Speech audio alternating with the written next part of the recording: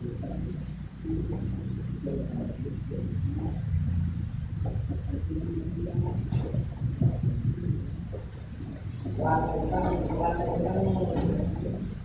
menunggu jamaah yang lain hadir, sebelum kajian dimulai, silakan bagi jamaah yang masih di luar untuk segera memasuki ruang kajian karena kajian akan segera kita mulai.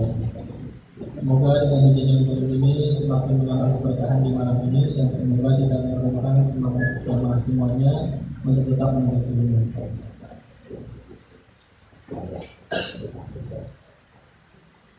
Baik, langsung saja kajian akan segera kita buka. Bismillahirrahmanirrahim. Assalamualaikum warahmatullahi wabarakatuh. Innal hamdalillahi nahmaduhu wa nasta'inuhu wa nastaghfiruh wa na'udzu billahi min shururi anfusina wa min sayyiati a'malina may yahdihillahu fala mudilla lahu wa may yudlil fala hadiya lahu. Asyhadu an la ilaha illallah wahdahu la syarika lahu wa asyhadu anna Muhammadan abduhu wa rasuluhu amma ba'du. Puji dan syukur marilah kita panjatkan kehadirat Ilahi Rabbi atas karunia-Nya kita bisa sama-sama berkumpul dalam rangka thalabul ilmi serta kita bisa bersilaturahim bertatap muka di majelis ini dalam keadaan aman fi amanillah dan sehat walafiat insyaallah. Mudah-mudahan setiap gerak langkah kita bisa membuahkan pahala bagi kita semua, bisa menjadi penghapus dosa dan pengangkat derajat di hadapan Allah Subhanahu wa taala. Tak lupa semoga salawat serta salam senantiasa tercurah kepada junjungan kita baginda Nabi Muhammad SAW, pada keluarganya, sahabatnya, para tabi'in, tabi'in tabi'in, pada kita semua serta kepada seluruh umatnya hingga akhir zaman yang menjadikan sebagai uswatun hasanah.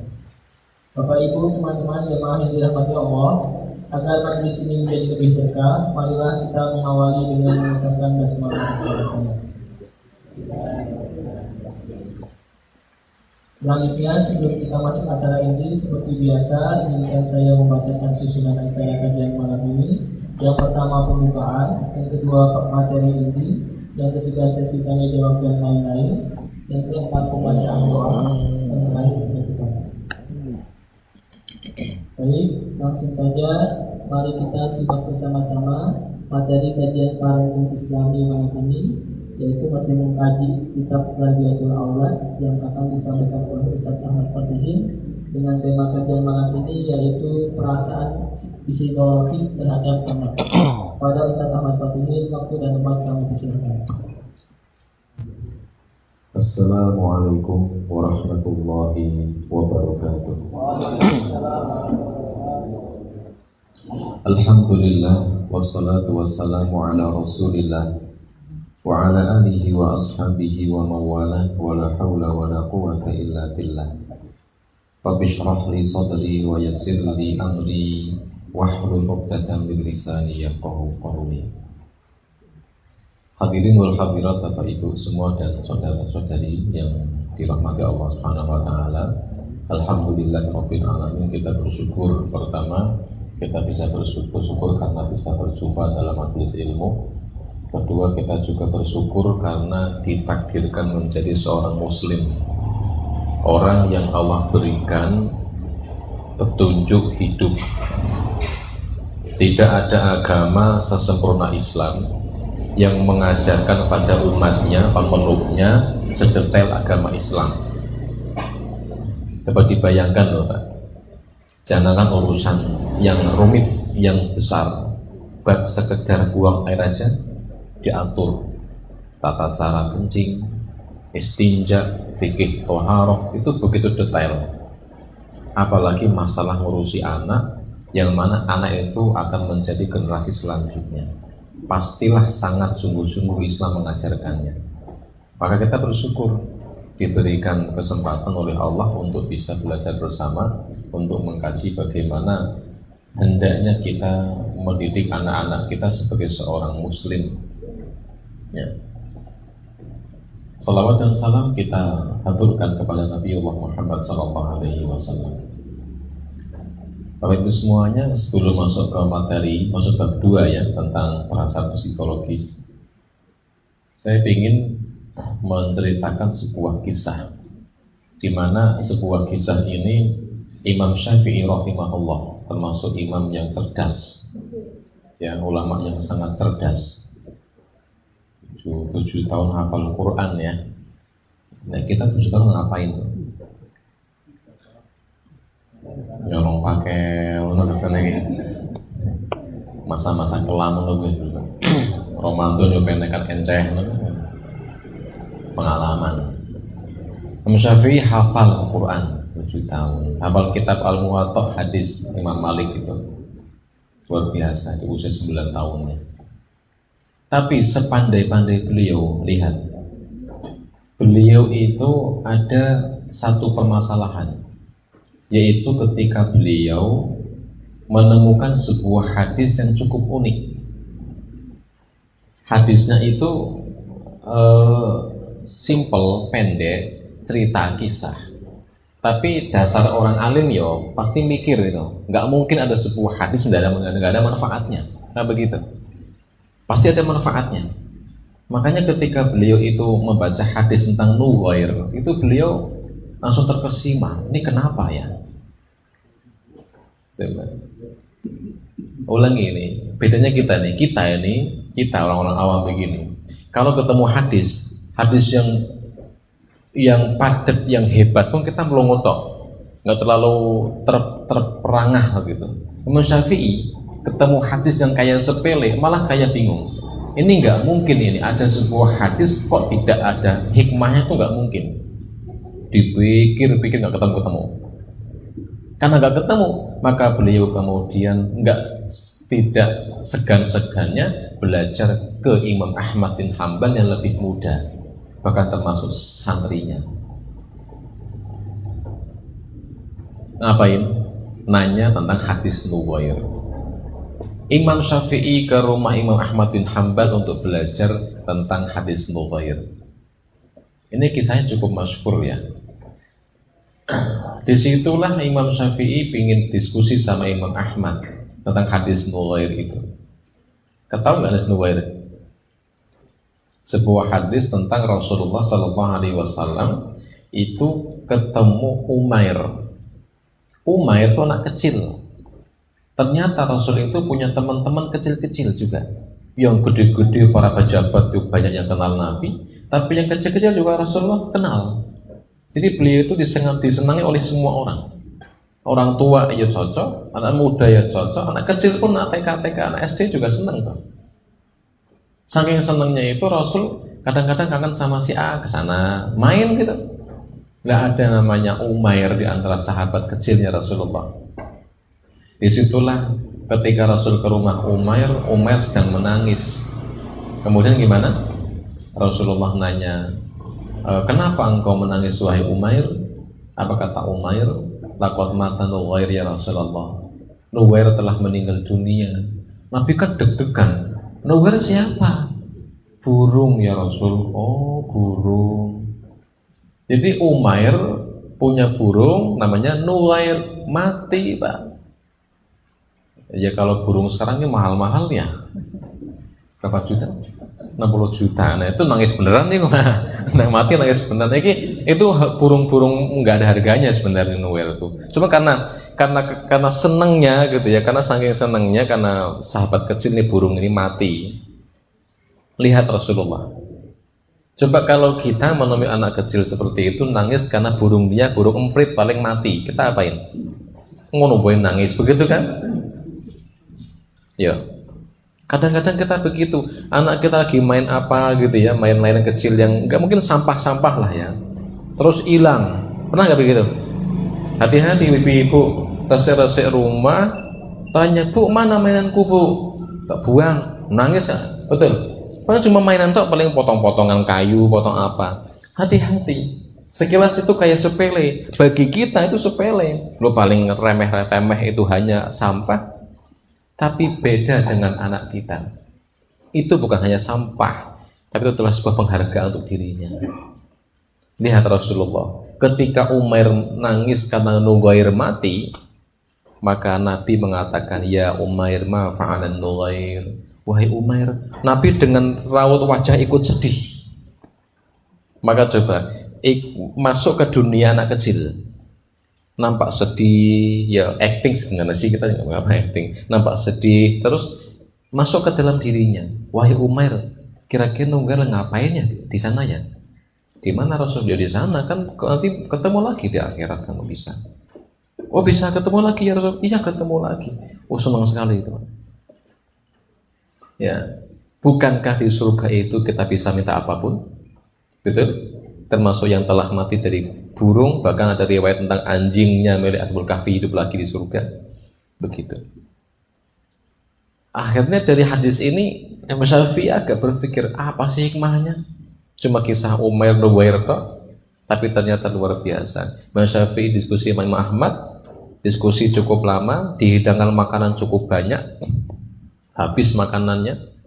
Kemudian malam-malam itu beliau berpikir keras memikirkan hadis itu sampai subuh. Subuh itu nggak wudhu, berarti dari mulai isya sampai subuh itu mikir hadis sampai subuh, sholat subuh terus pulang. Selepas pulang Imam Syafi'i ke rumahnya, putri Imam Ahmad bin Hambal itu nanya kepada ayahnya, ayah, saya ingin tanya, yang kemarin itu kan gurunya ayahnya, Imam Syafi'i ya? Iya. Loh kok orangnya begitu ya? Kenapa deh? Satu, kiai kok mangannya kok kathah ya? Geragas loh. Makanya banyak banget ya, kemarin tuh tak hidangin habis semua, dimakan semua itu. Nggak malu ya? Yang kedua, katanya kiai kok nggak tahajud ya? Kalau bisa kamu tahu, seintip kok di kamarnya nggak pernah bangun, hanya bolak-balik, nggak tidur, nggak tahajud. Yang ketiga, masa subuhan nggak wudhu? Dijelasin, gini anakku, tadi kemarin Imam Syafi'i menyampaikan ke saya tadi sebelum pulang, maaf ya Ahmad, saya tadi kemarin sore tak habisin makanannya semuanya, habis semua. Kenapa? Saya punya alasan, mumpung ketemu makanan halal, karena saya yakin betul engkau orang yang soleh. Ahmad tuh orang yang soleh, yang kalau makan hati-hati betul. Buktinya apa? Imam Ahmad tuh orang yang makanannya hati-hati. Di antara 9 kitab hadis terbanyak hadis apa? Milik siapa? Ahmad bin Hambal. Kau jangan cek kutub putih hadis 9 imam, yang itu hadis yang mendunia ya, dari Bukhari, Muslim, Abu Dawud, An-Nasai, Tirmidzi, Ibnu Majah, Ad-Darimi, Ahmad Hambal, Malik. 9 kitab utama hadis. Imam Bukhari kan cuma sekitar 7.000 sekian hadis tuh. Imam Muslim sekitar 2.000 sekian. Imam Ahmad bin Hambal seingat saya ya, kalau nggak lupa, 26.000 hadis. Bukhari cuma 7.000. 26.000 hadis itu apal semua itu. Dan semua bersanad. Makanya namanya Musnad Ahmad. Biasa gitu. Berarti cerdas sekali ya, pintar sekali. Makanya Imam Syafi'i ketika butuh ilmu hadis ya ke Imam Ahmad. Kenapa? Dikenal dengan kecerdasannya Imam Ahmad itu. Nah, karena orang kalau hafalannya bagus, berarti makanannya dia dijaga baik-baik, nggak geragas dulu Pak. Bahasa santri kan kuluhu kolu kilawatu wa kayu. Apa bahasanya? Nggak paham nggak? Kuluhu kolu semuanya kolu itu kolu. Nah, ilawatu wa kayu kecuali waktu ulang kayu ngono bahasa. Itu bahasa santri, orang bahasa Arab orang. Ya. Imam Ahmad tuh hati-hati betul makannya, hati-hati betul kalau makan. Sehingga Imam Syafi'i tahu yang dihidangkan kepadaku mesti yang terbaik, yang halal. Mumpung ketemu barang yang paling halal, tak habiskan, berkahnya banyak. Kenapa? Nek ketemu di luar besok nggak mesti halal saya temukan. Begitu alasan Imam Syafi'i menghabiskan makanan semua itu. Itu alasan ilmiah kalau lagi ngelih dengan ngono. Oke. Habis pisang goreng sepiring habis, bawang goreng habis. Kenapa? Mumpung ketemu halal kan memang. Bagus juga itu alasannya. Nah kita ya. Pertama itu. Yang kedua, kenapa kok malam Imam Syafi'i nggak tidur? Bolak balik mikirin hadis, Pak. Hadis sependek itu, sesimpel itu, ternyata aksaru min siti nafaidatan minal hadis. Ya Aba Umair ma fa'alan nughair. 60 lebih hikmah dari hadis kecil pendek itu muncul. Waduh, bisa dengar? Hanya kata ya Aba Umair ma fa'alan nughair itu ketemu 60 faedahnya. Lu gimana pikirnya? Semalaman tuh nggak tahajud. Coba tahajud sama mikir hadis itu mulia mana? Tinggi mana derajatnya? Hadis kenapa? Ilmu. Kalau saya tahajud semalaman, selesai, pahala saya sendiri. Tapi kalau saya dapat hadis, kemudian saya sampaikan ke orang, apalagi sampai mensyarah hadis seperti itu, coba bayangin deh. Imam Syafi'i telah meninggal dunia, kita bisa baca kitabnya, pahala kekirim ke beliau terus. Jariah. Gitu ya. Itu yang kedua. Tadi malam nggak tidur kenapa? Nggak tahajud kenapa? Pikir. Malam tidak tahajud karena mikir hadis, bukan main game. Nah, beda ini. Nggak sama dengan kita di sini nih. Selanjutnya, yang ketiga, kenapa nggak sholat, nggak wudhu sholat subuh wahai anakku? Karena beliau itu tidak batal. Kenapa? Imam Syafi'i dan para imam-imam sebelumnya, kalau mereka mau baca kitab, merenungi sebuah ayat, merenungi sebuah ilmu, maka menjaga kesucian.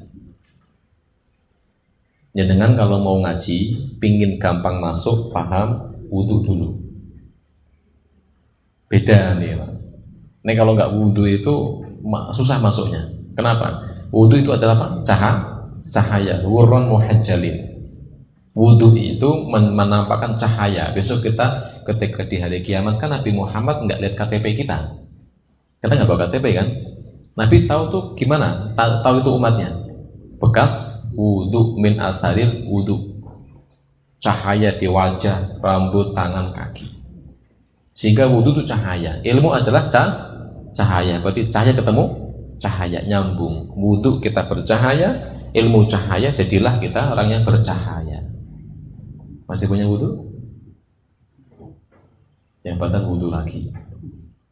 Ya, ini memudahkan begitu. Dan betul loh ya, betul. Saya praktekkan betul Pak, ketika saya lagi baca kitab itu, nggak paham, saya maksud gimana ini ya maksudnya ya. Ulang lagi nggak paham lagi. Wudhu, langsung cerah. Oh ini maksudnya. Wudhu belum juga dapat, sholat dulu 2 rakaat, baru paham. Jadi ternyata luar biasa dampak dari wudhu, luar biasa, mencerahkan betul. Ya, misalnya begitu. Jika wudhu dijaga sampai ketemu hadis tadi, pemahamannya. Nah ternyata kalau kita lihat Rasulullah, Nabi Muhammad, Nabi kita, kan praktek dari Al-Quran. Ketika ditanya sahabat katanya ke Aisyah, wahai bunda Aisyah, bagaimana akhlak Rasulullah? Apa kata jawaban Bunda Aisyah? Innama khuluquhul Quran. Akhlaknya Nabi itu Quran. Artinya gambaran Quran itu ya Rasulullah. Lihat Nabi Muhammad ketika mensikapi anak kecil begitu, bayangin dong. Ya anak kecil lagi sedih nangis, Nabi duduk di depannya, duduk dengan setara, nggak tinggi, setara, depan nanti mata ke mata, terus mau nampak wajah ikut sedih, bela sungkawa, dihibur begitu. Dan luar biasa, anak kecil ketika telah terpaut hatinya itu gampang diarahkan. Senakal-nakal anak, kalau udah terpaut hati sama jenengan Pak, itu dia gak bisa lepas. Telah terkesima. Makanya Imam Ibnu Taimiyah mengatakan at-ta'lif qabla ta'rif wa ta'rif qabla taklif. Jadi ya, ikatlah hatinya sebelum engkau kasih nasihat, nasihati sebelum engkau kasih perintah, beban, tugas. Ikat hatinya dengan apa? Dulu pernah kita belajar tentang love language. Masih ingat ya? Love language apa aja Bu? Pak? Bahasa cinta apa aja itu? Sentuhan? Hah? Perhatian, terus hadiah, terus apa lagi? Dan lain-lain. Pinter jawabannya dan lain-lain. Bapak-bapak pernah nggak dari mana pulang bawa anak apa gitu, mainan atau apa yang nggak usah mahal-mahal, penting bawa aja hadiah. Walaupun itu nggak terlalu mahal, tapi bagi anak itu hal yang spesial lah. Ya, pernah gitu nggak? Coba kasih anak gitu. Kedua, ketika pulang peluk, sentuhan. Sentuhan itu penting. Akan nampak nanti putra putri jenengan itu sebenarnya dekat sama jenengan enggak ketika di SMP, remaja. Ketika remaja menjauh dari jenengan enggak mau dipeluk, berarti mungkin dulunya jarang dipeluk, enggak terbiasa dengan pelukan. Padahal pelukan itu penting sekali. Jangankan kita jangankan anak kecil, usia remaja, usia anak-anak, kita aja sebagai orang dewasa sebrengosan kayak ngono seneng dipeluk. Betul nggak Pak? Betul nggak? Jujur saja. Seneng kan ya? Iya. Ketika masalah begitu banyak di luar sana, mesti pingin pulang dipeluk istri. Itu rasanya hilang itu beban itu. Rasul juga begitu. Rasul sang nabi loh padahal ya. Rasulullah kan nabi yang paling mulia pun ketika ada masalah ketemu istri, zamiluni, kita diselimuti, dipeluk begitu. Itu fitrah hidup ini butuh pelukan. Hati-hati ya, hati-hati. Kalau rumah tangga kok nggak ada peluk-pelukan itu bahaya itu. Karena kebutuhan loh itu. Itu kebutuhan. Kalau di rumah nggak dapat pelukan pasangan, maka dia mencari pelukan yang lain. Ayo hati-hati. Makanya perselingkuhan itu banyak karena di situ di rumah nggak mendapatkan apa yang dibutuhkan. Yuk, yang pelukan, yang belum nikah ya sama bantal guling dulu sementara. Yang udah sama, yang ada istri peluk sama istri. Pelukan itu penting. Anak pun begitu. Butuh sentuhan, butuh pelukan, butuh ciuman keningnya. Ya. Itu tentang bagaimana Nabi Muhammad mensikapi seorang anak kecil. Kita masuk ke materi tentang bab 2 di Tarbiyatul Aulad ini tentang bagaimana fitrah sebagai seorang bapak, orang tua lah gitu ya.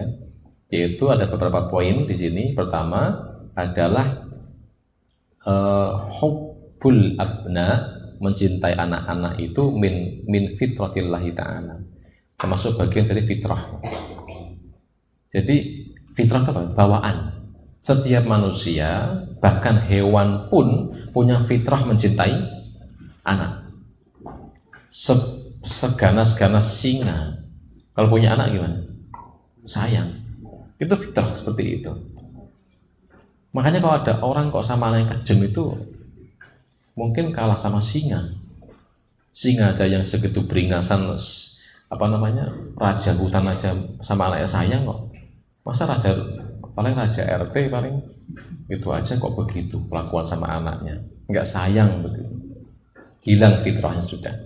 Nah, secara fitrah memang semua orang, apalagi laki-laki ya, laki-laki bapak itu punya fitrah mencintai anak. Fitrahnya asli begitu. Kecuali telah geser fitrahnya, berubah. Bahasanya orang itu laki-laki suka sama perempuan itu fitrah. Kok senang sama laki-laki berarti telah keluar dari fitrah. Ali Imran ayat ke-14, a'udzubillahi minasyaitonirrajim. Zuyyina linnas hubbus syahawati minan nisa wal banina wal qanatiril muqantarati minadh dhahab wal fiddati wal khairil musawwamati wal an'am wal harth. Jadi ada berapa itu? Zuyyina telah dihiasi bagi manusia itu laki-laki maksudnya itu untuk hubbus syahawat, mencintai keinginan, mencintai terhadap an-nisa, wanita. Laki-laki itu memang secara fitrah akan mencintai wanita, menyenangi perempuan. Ya, ini fitrah aslinya begitu. Jangan sampai berubah fitrahnya. Jadi kalau laki-laki kok cinta dengan wanita itu ya maklum. Bahkan ketika remaja, ini yang punya anak remaja juga hati-hati. Jangan bilang gini, nggak boleh pacaran, kamu nggak boleh mencintai seseorang. Pacaran jangan, cinta itu menaluri, nggak bisa dihalangi Pak. Makanya santri itu saya tak ajari, cinta itu sebuah naluri, tabiat. Kalau kalian mencintai si fulanah, akhwat ini itu, yaitu manusiawi. ya nggak apa-apa, tapi jangan diungkapkan, jangan ditembak, nggak pacaran, nggak bagus, nggak boleh. Tapi kalau sekedar cinta itu manusiawi, kagum, oh cantiknya, oh solehahnya, oh baiknya, itu manusiawi. Nah sudah, cukup ditahan di hati saja. Nanti ketika dewasa kalian, nah lamar langsung. Kalau nggak keduluan orang lain, begitu. Ya, jadi cinta jangan dihalangi. Lah masalahnya gini Pak Bu, kita sebagai orang tua, ketika anak kita itu curhat masalah cinta, orang tua itu nggak respect. Coba siapa yang punya anak SMP, SMA, terus ngomong ke orang tuanya, Bi, iya, aku kok suka sama si fulanah ya? Ada yang begitu nggak? Ada. Alhamdulillah. Kalau sampai ada yang begitu Bu, itu bagus sekali. Ya, berarti terbuka itu anaknya. Dia merasa bahwa orang tuanya bisa menerima dengan masalah-masalah dirinya. Itu kegelisahan tuh bagi anak-anak itu. Butuh regulasi, butuh ada yang menerima. Jangan sampai tolak. Ya hati-hati di sini masalahnya. Masuklah ke dunia anak. Hidup kita bukan ngurusi kerjaan tok. Ketika di luar bekerja, di rumah sebagai ayah. Ketika jadi ayah, masuk ke dunia anak. Ketika main sama anak-anak TK, main mobil-mobilan tuh ikuti Pak jenengan. Ikuti sampai kayak beneran mobil ngomong Pak. Serius banget. Iya. Di luar boleh ustad, di rumah ya kayak anak kecil main mobilan, asik betul. Kadang nanti 14 kayak gelut mah bocah kali Pak. Saya pernah gitu main Lego, asik-asikan, saya nggak mau kalah, saya jengkel sama anak saya Pak. Kadang aduh kok saya lupa 14 main. Terlalu mendalami karena begitu sampai rebutan Lego sama anak itu saking seriusnya begitu. Tapi nggak apa-apa, harusnya begitu emang. Jadi masuk ke dunia anak itu ya, main itu serius, jangan main tapi bawa HP ini, jangan. Itu si anak merasa ini ayah saya nggak di posisi saya hari ini. Ingat, main itu bukan hal yang aib, itu bagus loh. Nabi aja main kok. Nabi Muhammad itu nabi, bayangin nabi loh, bukan hanya kiai, nabi. Itu ketika ada Hasan Husain itu ya dinaiki, Rasul dinaiki di punggungnya, Nabi dipegangi telinganya, ayo kuda-kudaan, Rasul digituin. Ya Nabi yuk biasa, jangan begitu anak kecil. Dunia bermain ini dunia yang dibutuhkan anak. Semua anak, entah anak manusia atau anak hewan. Jangan cek deh, kucing di usia kecil gimana dia? Senang mainan? Senang. Kambing deh, kecil. Senang mainan? Itu kebutuhan, ingat, itu kebutuhan. Main itu kebutuhan anak. Main seperti makan mereka butuhnya. Maka jangan, maaf ya, jangan ditekan untuk belajar terus. Nggak pernah main, itu kasihan. Kasihan kadang-kadang, itu butuh main. Tadi aja si Umar aja main burung kok, gitu ya. Nabi nggak melarang. Nah begitulah anak-anak kecil, bermain itu penting ya. Dan orang tua yang bisa bermain dengan anak, nah, itu kayak Rasulullah itu. Ingat dulu saya kan bahwa sunnah itu bukan hanya tentang sholat, sunnah bukan tentang masalah ibadah, tapi ternyata bermain pun adalah sunnahnya Rasulullah Sallallahu Alaihi Wasallam. Ya, makanya bagus sekali nasihat Ali bin Abi Thalib ya. Idza kunta fi amrin fakun fihi. Jika engkau di sebuah kondisi, maka fokuslah di situ. Paham ya? Jika engkau dalam sebuah kondisi, fokus di situ. Kerja, fokus kerja.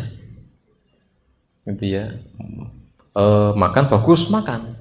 Sholat, fokus sholat. Main sama anak, fokus main. Gitu. Fokus, semua fokus. Jadi Pak, harus fokus kita tuh. Fokus di semua kondisi. Jadi jangan kemana-mana. Fokus ketika sedang di mana-mana. Kadang-kadang kan awaknya nang pengajian, pikirannya melayang-layang, nggak fokus itu. Ya fokus. Nah, ketika bermain sama anak pun coba untuk fokus. Nggak lama, kebutuhan anak Pak dengan ayahnya itu nggak lama, nggak seperti ibu. Yang penting ada 1 hari 15 menit saja, itu udah lama itu, udah lama. Bagi yang punya anak kecil TK PAUD, ayah mesti selain diajak main kan sama anaknya, minta kan, ayah main yuk kita saling kan, itu kebutuhan Pak, jangan ditolak. Itu kayak makan bagi mereka itu. Ya, itu kebutuhan. Ayo sikapi dengan baik. Tadi kita Rasulullah ya.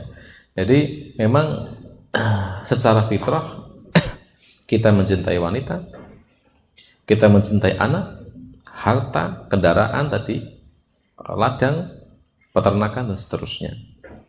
Beberapa hadis tentang cinta, sayang kepada anak sebagai fitrah.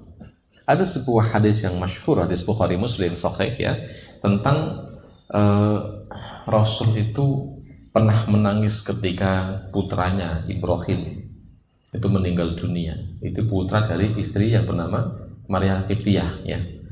Ini beliau apakah budak atau istri? Karena khilafiyah ulama itu. Beliau kan istrinya 11+1. Itu kan Maria itu budak atau istri. Sebagian orang budak dengan istri, makanya 11+1 jadinya. Lah ketika Ibrahim meninggal dunia, ada sebuah hadis riwayat Bukhari Muslim. Anna Rasulullah sallallahu alaihi wasallam dakhala ala ibnihi Ibrahim. Rasul pernah ketika radhiyallahu anhu wa huwa yajudu bi nafsihi. Faja'altu aina Rasulullah sallallahu alaihi wasallam tadrufani. Ketika itu Rasulullah masuk ke ruangan kamar tempat Ibrahim putranya sedang sekarat. Disitulah nampak air mata bercucuran dari mata Rasulullah, menangis. Sahabat paling jarang melihat Nabi menangis, jarang sekali menangis itu. Sesedih pun beliau jarang menangis, tegar orangnya. Makanya ketika ada Nabi menangis langsung geger tuh orang itu. Wah, Nabi nangis ternyata begitu. Sehingga faqala lahu Abdurrahman bin Auf ketika melihat Nabi menangis, Abdurrahman bin Auf itu mengatakan, "Anta ya Rasulullah?" Takjub betul. Rasul, ini engkau ya? Maksudnya, apakah benar ini engkau gitu? Kok bisa menangis seperti ini? Kan engkau nabi gitu bahasanya. Engkau jenderal perang loh. Anta ya Rasulullah, engkau tuh Rasul kan? Faqala ya ibna Auf, wahai ibnu Auf, innaha rahmatun. Ini air mata sayang. Ini air mata kasih sayang. Sumat bahu bi akhara faqala innal aina tatma'u wal qalbu yahzan. Kata Rasul, sungguhnya mata mengeluarkan air mata dan hati bisa bersedih. Wala naqulu illa ma yarda rabbana. Dan sungguhnya mata ini menangis dan hati masa sedih, dan tidak ada yang kami katakan selain yang membuat Tuhan kami ridho. Artinya apa? Mata boleh netes, hati boleh sedih, ucapan tetap baik. Tetap baik. Nerima takdir. Alhamdulillah, innalillah. Tetap muncul. Ya, mata nangis, hati sedih, bisa tetap kalimat thayyibah. Wa innala faraqa ya Ibrahim la mahzunun. Sungguh berpisah denganmu wahai Ibrahim adalah kesedihan, kata Rasulullah. Maklum sebagai ayah meninggal putra yang dicintainya, meninggal. Bahkan namanya Ibrahim, nama kebanggaan. Kenapa? Nama kakek moyangnya. Ya. Artinya sedih itu kepada anak yang sakit, anak yang meninggal itu sebuah keniscayaan. Nggak mungkin tidak. Maka sayang adalah apa? Fitrahnya seorang tua. Kemudian hadis yang kedua, hadis riwayat Bukhari, qabbala Rasulullah sallallahu alaihi wasallam Al-Hasan ibn Al-Ali. Rasulullah pernah mencium Hasan bin Ali, cucunya. Wa indahu Al-Aqra' bin Habis At-Tamimi jalisan. Sebelahnya Rasul sedang mangku Hasan, lagi dicium. Itu sebelahnya ada namanya sahabat namanya Aqra' bin Hasan At-Tamimi. Faqala Al-Aqra' mengatakan begini, "Inna li asyratan minal walad." Ya Rasul, saya punya 10 anak ya Rasul. 10 banyak ya. 10 anak. Ma qabaltu minhum ahadan, dan enggak pernah saya cium satupun mereka. 10-11 kali yang dicium satu-satunya. Apa kata Rasulullah? Fanadhara ilaihi Rasulullah. Maka Rasul memandangnya dengan pandangan tajam. Aqra' dikelilingi Pak sama Rasulullah. Di mana? Man la yarham la yurham. Wah, tegas sekali. Siapa yang gak nyayangi masih anaknya gitu, maka tidak disayang oleh Allah. Siapa yang gak sayang kepada anak dan sayang pada Allah, gak mau nyayanginya lagi. Sampai segitu itu ukuran ternyata. Maka coba dulu saya itu termasuk orang yang kaku, kemudian sama anak kecil saya nggak suka gitu dulunya. Anak kecil apa lewat. Setelah saya banyak belajar, merubah kondisi hati, merubah. Saya sama anak kecil senang banget. Anak kecil lewat, anak kecil lucu begitu. Pangku, entah anak siapa nggak tahu itu, gitu ya. Terus kepalanya, cium tangan tuh dibangun dengan seperti itu. Itu sifat sayang. Kenapa? Saya tahu ketika saya menyayangi anak-anak kecil, Allah sayangi saya, begitu. Jadilah penyayang. Ya. Hadis ketiga, tadi Rasul mencium. Coba ini yang kedua ini, ya amalkan mulai dah. Udah sering Pak ya mencium anak ya? Cium anaknya. Ya. Ini sepele tapi itu penting. Ya. Udah gede nggak apa-apa. Ya. Udah gede nggak masalah. Aisyah itu, Fatimah itu ya, Rasulullah tuh kalau ke rumah Fatimah spesial betul. Fatimah serahkan bantal duduknya Fatimah untuk Rasul. Beliau baru mencium tangannya, dan Rasul balik mencium tangan Fatimah. Ya. Ini coba hal-hal yang seperti ini itu penting untuk rumah tangga, itu penting sama anak kita ini. Hadis yang selanjutnya, ja'atni miskinah tahmilul ibnatain. Hadis dari Ibunda Aisyah radhiyallahu anha, hadis Muslim. Ja'atni miskinah. Ada seorang wanita yang miskin menemuiku. Tahmilu ibnatain, yang sedang menggendong dua anak perempuan. Fa'at amtuha salasata mratin. Luar biasa. Aku kemudian berikan kurma 3. Nampak ya, ternyata rumah Nabi nggak ada makanannya. Bayangin tamu dikasih kurma 3. Pas-pasan, baik ibu 1, anaknya 2. Gimana dengan Pak? Kurma 3 aja dihidangkan, adanya itu dong. Ini kita malu ya.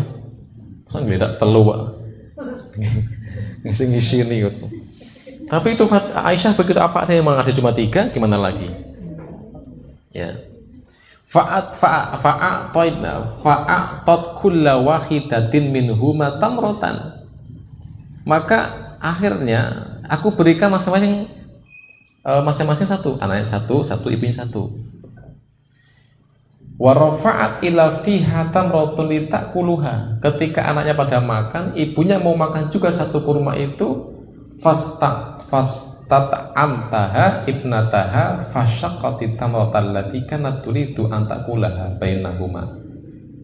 Ketika mau dimakan itu, si ibu melihat anaknya 2 lagi makan kesenangan, itu enggak tega, enggak jadi dimakan, padahal lapar tuh pada kondisi hari itu. Maka si kurma itu dibelah 2, dikasih 2 anaknya, ibunya enggak makan, gitu ya. Fa'ajabani sya'nuha, maka aku takjub, heran dengan kondisi itu. Kenapa takjub juga? Karena Aisyah nggak pernah jadi ibu, kan begitu. Aisyah kan nggak punya anak, jadi belum pernah rasakan punya anak, sehingga kayak aneh gitu ya, belum muncul keibuannya begitu, kayak kok bisa begitu ya. Fadzakartul ladzi sana'at li Rasulillah sallallahu alaihi wasallam. Kemudian ketika si perempuan tadi telah pergi, aku ketemu Rasul, aku ceritakan tentang perempuan tadi yang membagi kurma pada anaknya itu. Apa jawaban Rasul? Innallaha qad aujaba laha bihal jannah. Sungguh wajib perempuan itu masuk surga. Aku pastikan dia masuk surga. Bayangkan apa? Sayangnya kepada anaknya luar biasa. Kenapa sayang Pak? Begini Pak Ustaz. Panjenengan coba Bapak-bapak ya. Coba siapakah yang punya kewajiban ngasih anak makan, ngasih makan anak kita?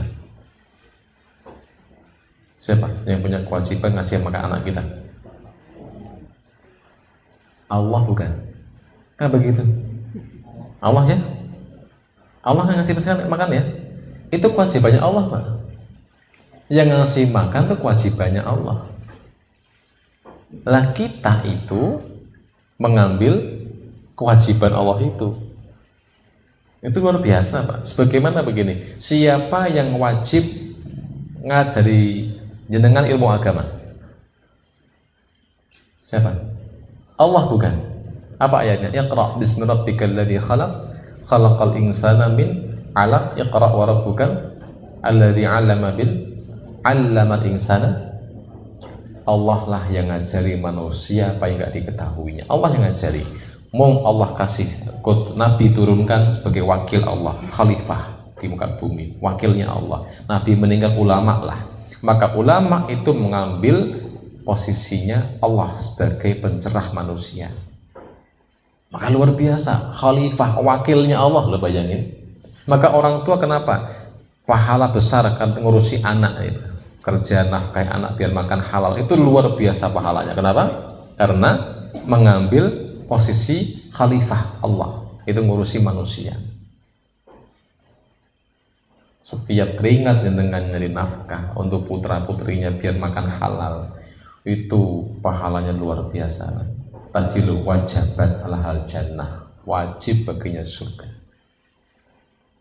Itu dibayang-bayang seperti itu loh. Itu sebagai motivasi untuk bekerja ngurusi anak itu. Hadis selanjutnya sama juga dari Aisyah radhiyallahu anha, ja'atni imra'atun wa ma'aha ibnatani. Ya, ini teksnya hampir sama cuma beda kisahnya. Pernah datang kepadaku seorang wanita yang punya 2 anak. Fasa'alatni falam tajid indi syai'un ghairu tamratin wahidatin. Dan dia minta makan kepadaku, dan aku tidak punya apa-apa selain 1 kurma di rumahku. Bayangin loh ya, istrinya presiden, raja, khalifah, jenderal perang, bayangin loh ya. Masa nggak punya apa-apa, hanya 1 kurma di rumah? Itu kenyataan, memang begitu, nggak punya apa-apa. Fa'ataituha iyyaha fa'akhadhatha, maka aku kasih 1 kurma kepada mereka. Maka mereka ambil kurma itu, faqasamat habaina ibnataiha walam takul, dibelah 2 kurma itu untuk 2 anaknya dan ibunya nggak makan. Summa qamat fakharajat, kemudian ibu itu pergi bawa anaknya, pergi terima kasih, pulang setelah anaknya kasih makan belahan kurma 2 masing-masing tadi. Fadakhala alayya Rasulullah, setelah itu Nabi Muhammad pulang ketemu aku kisahkan tadi. Apa kata Rasulullah? Jawabannya, kau tadi kan wajabat alihal jannah, wajib bagi surga. Kalau yang kisah yang kedua ini kata Nabi, manib tuliya minal banat bisyai'in, siapa yang diuji dengan anak-anak perempuan, siapa yang diuji dengan punya anak perempuan, fa'ahsana ilaihinna, kemudian dia sayangi betul anaknya itu, didik baik-baik anaknya itu, lahu sitron minan nar, maka anaknya itu sebagai penghalang api neraka. Perempuan Pak anaknya, punya anak perempuan itu lebih repot, lebih banyak biaya, tapi setelah gede nggak bisa miliki. Makanya surga betul, betul ya. Nah, makanya nih bapak-bapak sadar diri ya. Kenapa? Jangan itu ngambil anak orang loh kan. Ibu-ibu kan dulu yang ngurusi orang tuanya tuh ragatnya akeh loh. Betul nggak? Nah kita kan katok cekak harus rampung urusan nih. Ya perempuan. Jeroane virus nih. Nah begitu. Panjang bajunya nggak cukup semeter. Kerudungnya juga panjang. Kaos kaki juga, apalagi mulai remaja, remaja muda wis butuh make up mahal itu ya, apalagi bajunya oke macam-macam, sendalnya ora cukup loro,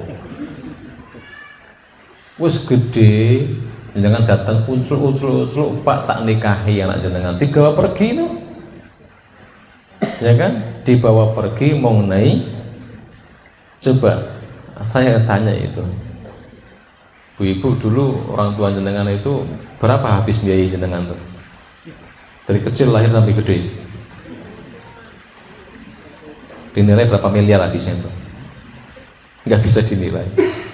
Bab kita sebagai suami datang melamarnya mau paling gedang apa kan Pak? Gedang tanduk, nah modalnya kan gedang tanduk nongkon nggih ngelamar kuwi ya sahabatan bantri apel paling sak keranjang dilamar kudu ngelamar seperangkat seperangkat alat sekolah alat sholat gitu. Nah bayangin itu dibawa pergi itu blas itu dan terus dikasihkan jenengan, maka lihat itu yang kita nikah itu anak orang, hati-hati itu anak orang. Nah itulah kita sebagai orang tua ketika punya anak perempuan seperti itu rasanya ngurusin angel, bocah yo ribet gitu ya, perasaannya tinggi, orang tua harus sering ngalah, wis gede, ayu, pinter, diambil anak orang, lepaskan begitu saja, kita nggak punya hak untuk intervensi lagi. Makanya betul baginya surga itu betul ya, karena nggak bisa menikmati, biasanya labuh tok tanpa panen. Itu kalau anak perempuan hanya labuh nandur tapi nggak bisa memanen begitu ya. Di pembahasan pasal kedua di bab yang satu langsung masuk ke jangan benci anak perempuan. Di USG, aduh wadon maning Bu, ini kapan lanangi, pikir-pikir. Hati-hati, jangan pernah benci anak perempuan. Allah sampaikan An-Nahl ayat 58, a'udzubillahi minasyaitonir rajim. Wa idza busyira ahaduhum bil unsa dhalla wajhuhu muswaddan wa huwa kadhim. Apabila seorang dari mereka diberi kabar dengan kelahiran anak perempuan, wajahnya menjadi hitam dan sangat marah. Yatawara minal qaumi min su'i ma busyira bi. Dia bersembunyi dari orang banyak, malu rasanya sebab kabar buruk yang disampaikan kepadanya. Ayumsikuhu ala hunin am yadussuhu fit turab. Apakah dia akan memelihara anak itu dalam kehinaan, rasa malu, atau akan membenamkannya ke dalam tanah, kubur ditutup. Itu dulu begitu. Ala sa'ama yahkumun. Ingatlah alangkah buruknya putusan yang mereka tetapkan itu. Zaman dulu ayah perempuan antara dua tetap diasuh dengan rasa malu beban atau dikubur aja hidup. Dulu begitu. Ini kebiasaan orang dulu ya, zaman jahiliyah. Bahkan kemudian di surat di hadis Muslim dikatakan man ala jariyataini, siapa yang mengayomi dua anak perempuan hatta tablughu jaa yaumil qiyamah, sampai dia dewasa. Kita orang tua punya anak perempuan dua minimal, sampai dewasa, sampai nikah, ketemu anak soleh yang menikahinya. Kata Nabi apa? Jaa yaumal qiyamah ana wa huwa dhammu asabi'ahu. Aku dengan bapak itu, orang tua yang ngurus dua anak perempuan itu sampai dewasa, aku jamin besok di hari kiamat bersamaku seperti ini, nempel. Lo bayangin Pak, bayangin lo ya. Kadang-kadang saya bayangin, ya Allah kayak apa rasanya ya di surga sederajat sama Rasulullah. Kira-kira mungkin nggak sih Pak? Saya ya kadang-kadang menghayal, semoga terjadi di pinggir sungai surga duduk bersama Rasulullah. Waduh, merinding kan bayanginnya Pak, sama Nabi duduk bersama ngopi gitu, ngobrol. Saya pengen curhat gitu rasanya Pak. Ya Rasul, kalau bong keranggan ya Rasul, kayak ini rasanya Rasulullah, kok masalah banyak dulu, saya pengennya begitu. Itu ya pernah mungkin atau nggak mungkin, tapi namanya harapan siapa tahu. Tapi beginilah, Seberapa rindu Nabi ketemu kita diukur seberapa kita rindui Rasulullah pada kita. Kalau dengan saya menghayal begitu, tambah rindu saya rasanya. Insya Allah beliau juga begitu rindunya. Allahumma sholli alaihi. Begitu ya, Mbak. Jadi bayangin seperti tadi. Bayangin loh ya, punya 2 anak perempuan. Saya punya 2 masalahnya. Artinya saya punya kesempatan ya. 1 laki-laki, 2 perempuan. Nah, ini saya sungguh-sungguh 2 anak perempuan tak usahakan sesoleh mungkin, sebaik mungkin, tak temukan dengan jodoh yang sebaik mungkin agamanya. Harapan saya, alhamdulillah anak sudah gede-gede, solehah-solehah, dan nikah dengan orang yang soleh-soleh. Insya Allah surga saya dengan Nabi dempelan begini. Waduh, senangnya Masya Allah. Yuk, yang punya anak perempuan 2 siapa aja? 1, 2, 3, banyak ya. Alhamdulillah nih Pak. Alhamdulillah. Yang 1 ada anak perempuan? Yang 1 tambah lagi ya nih. Semangat sama. Ada 1 lagi nih Pak perempuan nih Pak. Ya, jadi bangga punya anak perempuan, bangga. Ya. Nah itu yang Rasulullah ajari pada kita, bagaimana ngurusi anak perempuan itu. Ya. Yang ketiga, poin ketiga, pasal 3 dari bab yang 1 ini. Pasal 3 kok panjang ternyata. Oke, nanti aja deh pasal 3-nya. Sudah. Ini jam berapa sih? Ini jamnya telat ya? Lewat 6 ya? Lewat 6.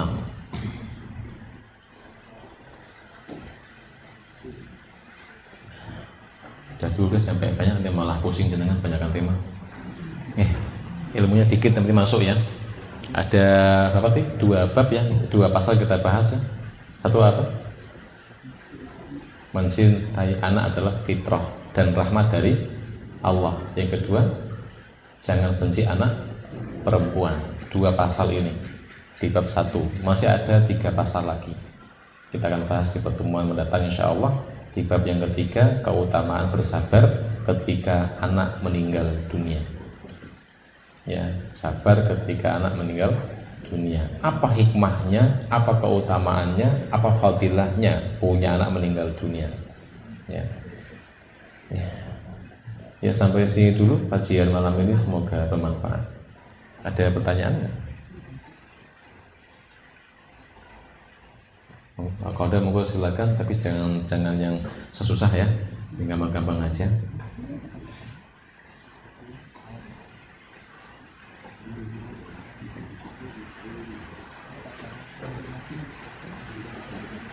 Tidak ada ya, berarti paham semua. Ini cukup berarti, kalau nggak ada yang bertanya berarti saya kepaham semua, tinggal dipraktekkan ya. Nih pulang cium anaknya ya. Pakai Pak ya, pulang dipeluk, dicium, anakku yang soleh, anakku yang cantik, yang solehah, gitu, dipuji. Oh yang baik, coba kata anaknya, wih tobat Pak, Cukup sekian, kita tutup dengan doa bersama. A'udzubillahi minasyaitonirrajim. Bismillahirrahmanirrahim. Alhamdulillahirabbil alamin. Hamdan syakirin, hamdan na'imin, hamdan yuwafi ni'amahu wa yukafi'u mazidah. Ya Rabbana lakal hamdu kama yanbaghi li jalali wajhikal karim wa 'azimi sultanik. Allahumma salli wa sallim ala nabiyyina Muhammadin wa ala alihi wa ashabihi ajma'in. Allahumma inna nas'aluka bi anna lakal hamdu la ilaha illa anta al-mannan badi'us samawati wal ardi ya dzal jalali wal ikram ya hayyu ya qayyum bi rahmatika nastaghits aslih lana sya'nana kullahu wa la takilna ila anfusina tarfata 'ain. Allahumma a'inna ala dzikrika wa syukrika wa husni ibadatik. Allahumma kfina bihalalika an haramika wa aghnina bi fadlika amman siwak. ربنا ظلمنا أنفسنا وإن لم تغفر لنا وترحمنا لنكونن من الخاسرين ربنا لا تزغ قلوبنا بعد إذ هديتنا وهب لنا من لدنك رحمة إنك أنت الوهاب ربنا هب لنا من أزواجنا وذرياتنا قرة أعين واجعلنا للمتقين إماما اللهم ألف بين قلوبنا وأصلح ذات بيننا واهدنا سبل السلام ونجنا من الظلمات إلى النور وجنبنا الفواحش ما ظهر منها وما بطن اللهم بارك لنا في أسماعنا وأبصارنا وقلوبنا وأزواجنا وذرياتنا وتب علينا إنك أنت التواب الرحيم ربنا آتنا في الدنيا حسنة وفي الآخرة حسنة وقنا عذاب النار سبحان ربك رب العزة عما يصفون وسلام على المرسلين والحمد لله رب العالمين أقول قولي هذا فأستغفر الله لي ولكم السلام عليكم ورحمة الله وبركاته